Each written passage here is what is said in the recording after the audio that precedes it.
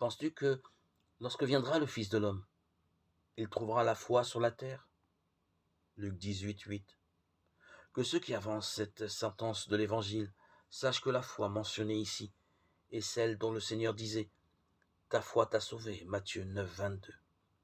Et ailleurs, à propos du centurion, je n'ai pas trouvé pareille foi en Israël, Matthieu 8, 10.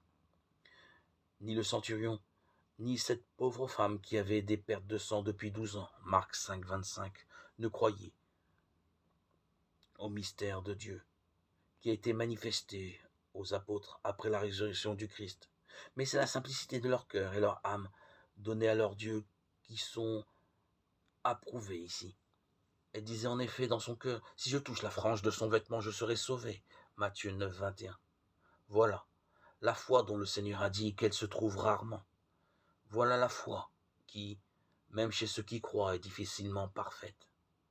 Qu'il te soit fait, dit le Seigneur, selon ta foi. Matthieu 8, 13.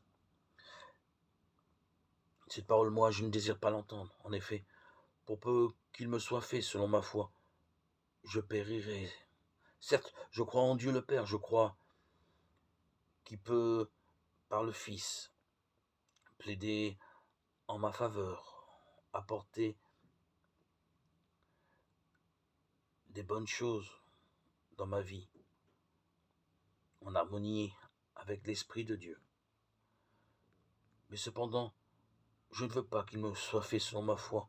Souvent, en effet, survient l'homme ennemi au milieu de la moisson du Seigneur. Il sème l'ivraie.